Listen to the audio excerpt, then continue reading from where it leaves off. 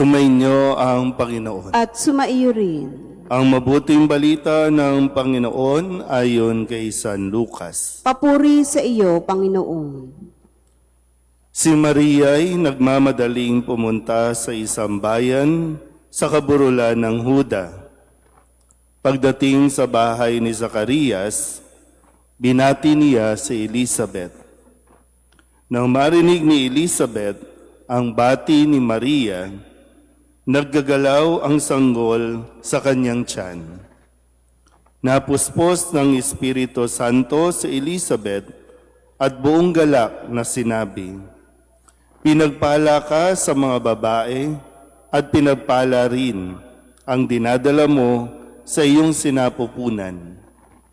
Sino ako upang dalawin ng ina ng aking Panginoon? Sapagkat pagkarinig ko ng iyong bati, ay naggagalaw sa tuwa ang sanggol sa aking tiyan. Mapalad ka sapagkat nanalig kang matutupad ang ipinasabi sa iyo ng Panginoon." At sinabi ni Maria, "Ang puso ko'y nagpupuri sa Panginoon at nagagalak ang aking espiritu dahil sa Diyos na aking tagapagligtas. Sapagkat nilingap niya ang kanyang abang alipin, at mula ngayon ako'y tatawaging mapalad ng lahat ng salinlahi, dahil sa mga dakilang bagay na ginawa sa akin ng makapangyarihan. Banal ang kanyang pangalan. Kinahabagan niya ang mga may takot sa kanya sa lahat ng salit-salin lahi. Ipinakita niya ang lakas ng kanyang mga bisig. Pinangalat niya ang mga palalo ang isipan. Ibinagsak niya ang mga hari mula sa kanilang trono at itinaas ang mga nasa abang kalagayan. Binusog niya ng mabubuting bagay ang mga nagugutom at pinalayas niyang wala ni anuman ang mayayaman.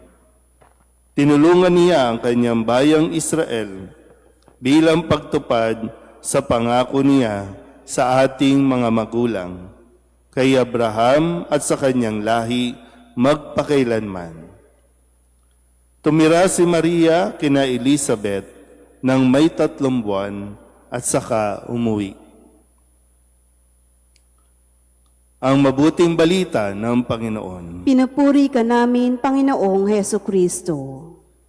Isang magandang umaga po sa inyong lahat.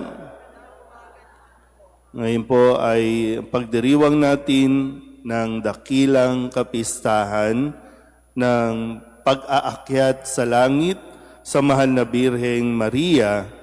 At nawa na sa araw na ito, sa pagtitipon-tipon natin, ay lubusan natin ding maunawaan. Hindi man agad-agad, no, katulad ni Maria, hindi naman agad-agad ay naging malinaw sa kanya ang plano ng Diyos, pero dahil nga sa kanyang pagtitiwala, sa kanyang pakikinig at pagsunod, ay ngayon ay pinararangalan ng buong simbahan ang mahal na Birhen na iniakyat sa langit.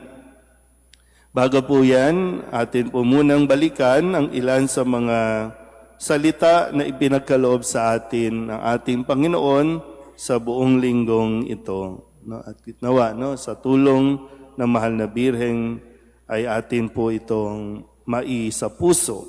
Nang sa ganon, ito ay magamit din natin at makatulong ito sa araw-araw nating paglilingkod.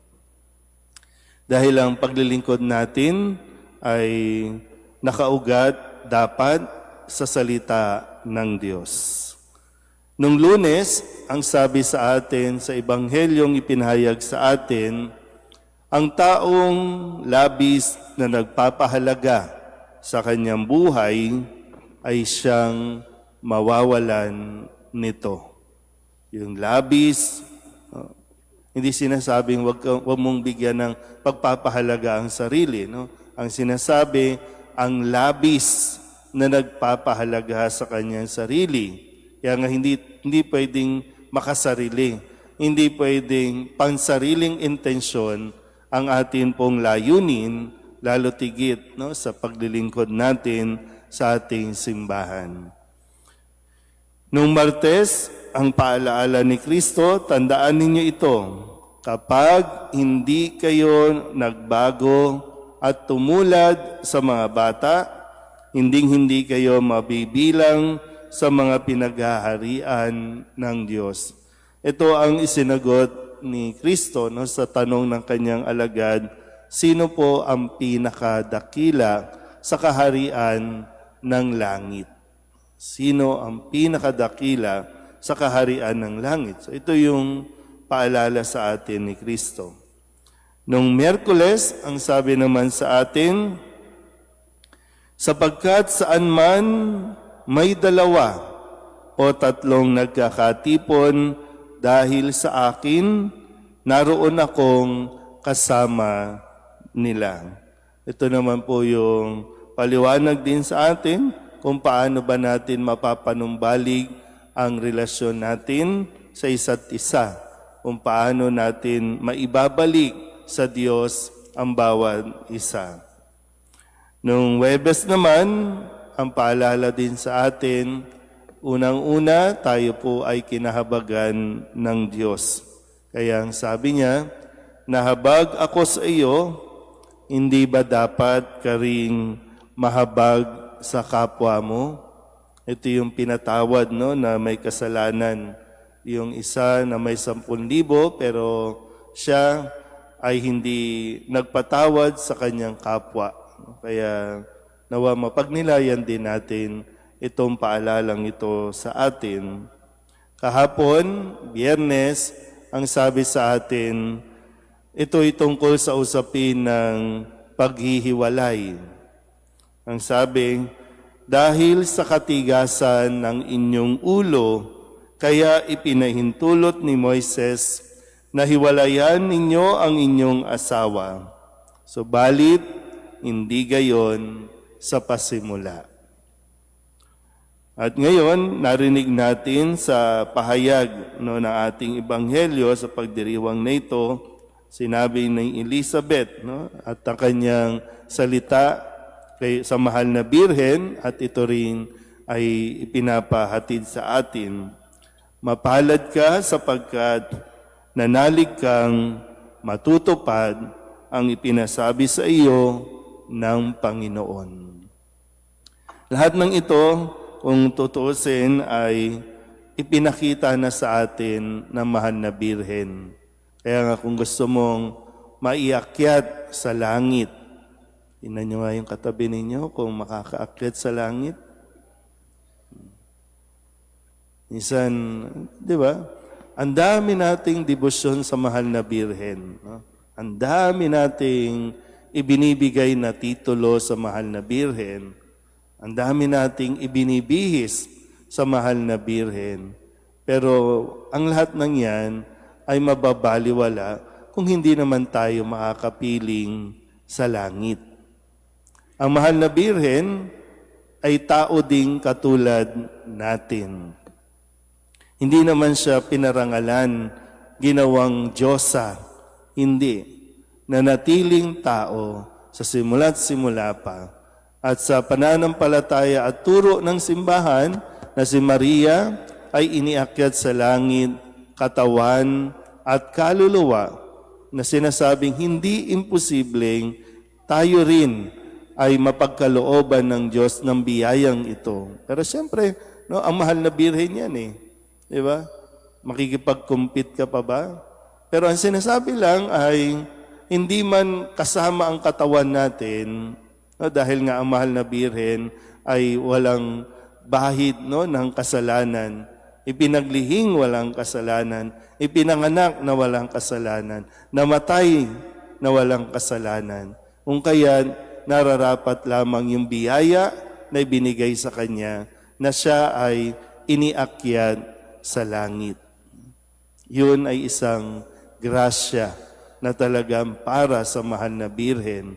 Pero muli, no, tayo, maaari din tayong makarating sa langit sa tulong ng at awa at grasya ng Diyos. Kaya, di ko alam, no, kapag tinatanong ko kayo, gusto nyo bang umakyat sa langit, tinatawanan nyo lang. No? So, ano ba, kayo mismo nagdududa na makakarating sa langit.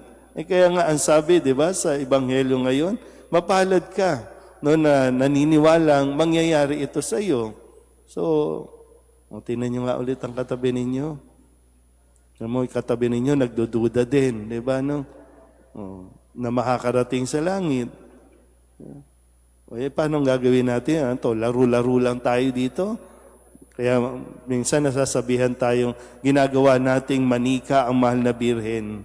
So nilalaro lang natin ito. Yung effort natin, yung effort ninyo ngayon, no, na nandito ka, na dahil nga no, sa mahal na birhen, tapos hindi ka naniniwala na na kaya mo din na makarating sa langit. Hindi sa sarili natin, no, kundi yung sa pahintulot at kagustuhan din ng Diyos. Kaya kung papakinggan natin ang lahat ng ipinahayag ngayong linggong ito, di ba? Ibinibigay na yan sa atin At ang lagi, no, ang mahal na birhen bilang isang ina, ang lagi na papaalala sa atin na makinig tayo sa kanyang anak na si Kristo na siyang makakapagdala sa atin sa langit. Yung katabi mo, hindi ka niyan madadala sa langit.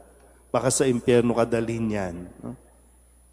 Pero ang tanging hangad, kaya nga, hindi lang tayo basta nagdidebosyon. Ang hangad ay, tayo ay ma-inspire. At kapag na-inspire tayo ng mahal na birhen, magagawa din natin. No? Kaya hindi lang basta ina-idolize nagpapa-inspire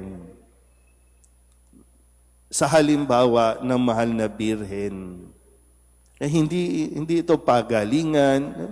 Kailan ba nakipagpagalingan ng mahal na birhen na mas magaling ang birhen ng Fatima kaysa sa birhen na yon? Wala namang ganun. Diba? Kaya nga, iba't ibang lugar, iba't ibang panahon, nagpapakita ang mahal na birhen para tulungan tayong maunawaan natin ang bawat salita ng Diyos. Dahil ang salita ng Diyos ang magdadala sa atin din sa langit. Amen?